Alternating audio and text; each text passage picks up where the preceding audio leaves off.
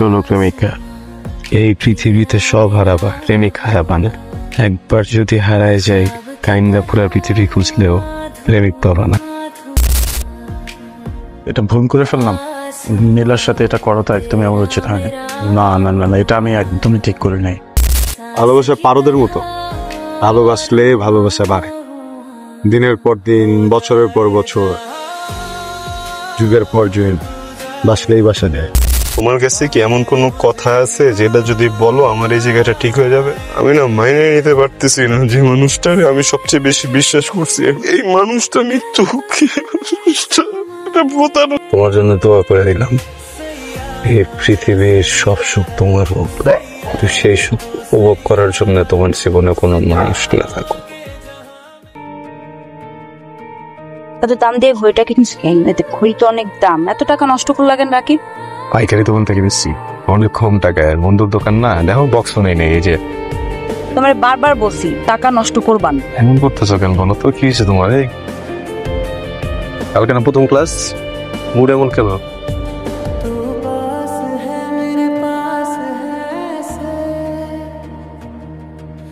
আচ্ছা, আমাকে টিপ পড়লে কেমন লাগে? কাশ ফুলের মতো, কিন্তু ভয়ও লাগে। যদি মৌসুম শেষ হয়ে যায়, যদি তুমি হারায় যাও।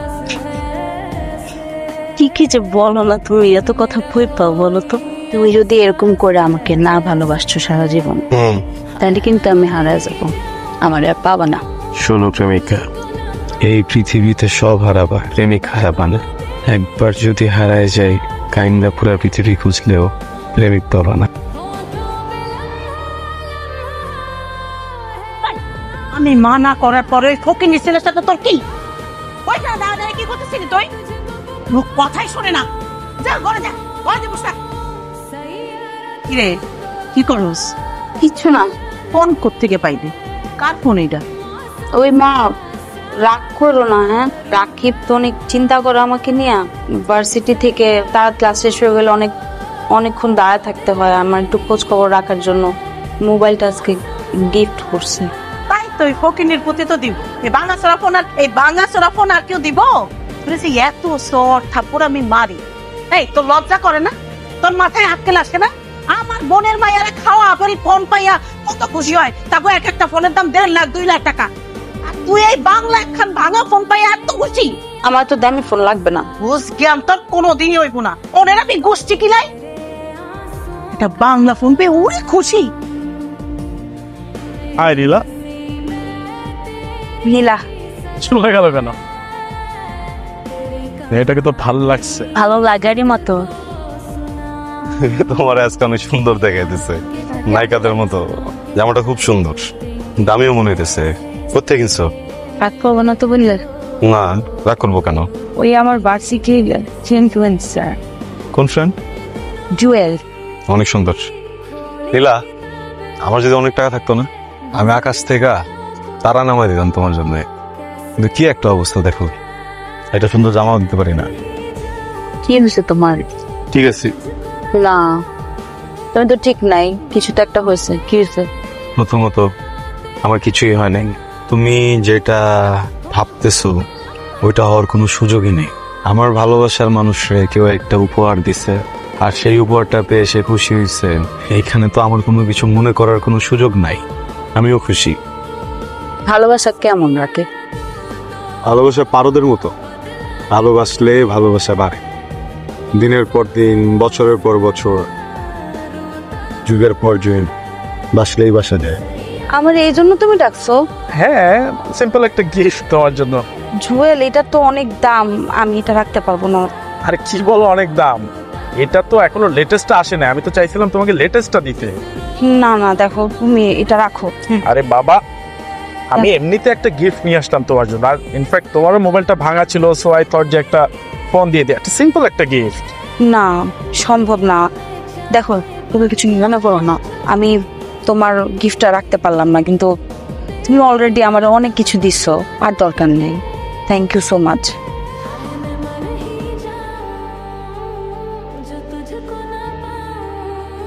রাকিব, ফোন ধরতেছে না কেন?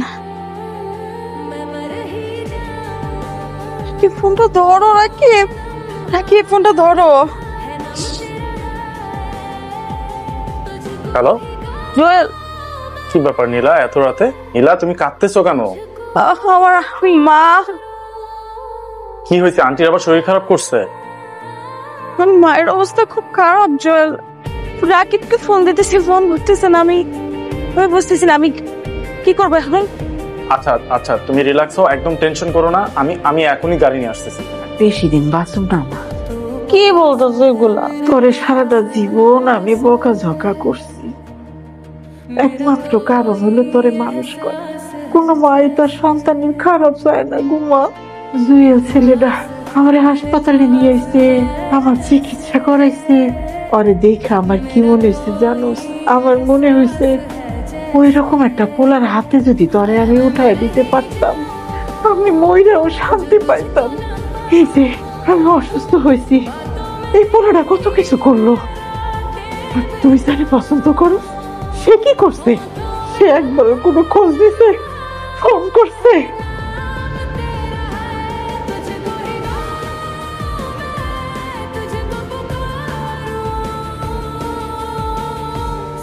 নীলা, I love you, will you be my? Nila, তুমি যদি সেদিন আন্টি অসুস্থ ছিল, আমি হেল্প করেছি তোমাকে, তুমি যদি মনে করো আজকে আমি সেটা সুযোগ নিতে এসেছি, বিষয়টা আসলে তা না, একদমই ভুল। আমি আসলে তোমাকে ভালোবাসি নীলা। আসলে জুয়েল, আমার পক্ষে প্রেম করা সম্ভব না। তুমি যদি তোমার জীবনে আমার চাওই, তাহলে আমরা বিয়ে করতে হবে। বিয়ে? নীলা, আমি তো তোমাকে বিয়েই করতে চাই। ইনফ্যাক্ট আমি তোমাকে আমার লাইফ পার্টনার হিসেবে চাই।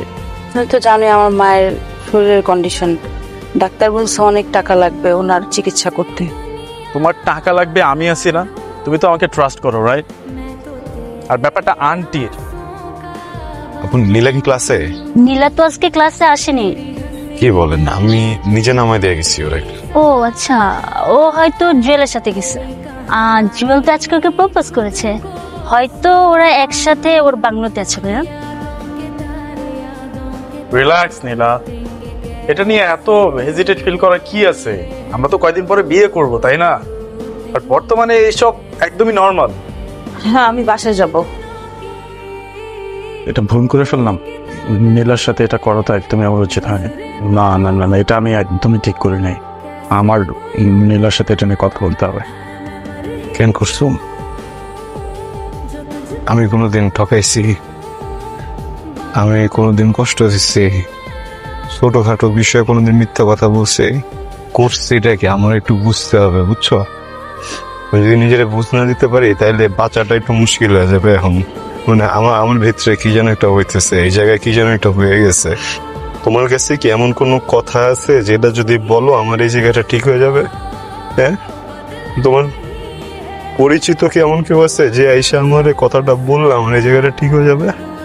যদি ঠিক না হয়, কেন চেষ্টা করতেছো কথা বলার? কোন ক্ষতিটা করছি আমি? আমার একটু বুঝতে দাও, আমার একটু বুঝাও, আমার একটাবার বলো। কথার মতো কথা হলে বলো, না কোনো কিছু বলো না। আমার তুমি বলতে একটাবার আমি যোগ্য না, আমার হইতেছে না। মানুষের কাছ থেকে শুনি না আমার কষ্ট এটা না যে তুমি আমার চাইরা একটা জায়গায় চলে গেছো।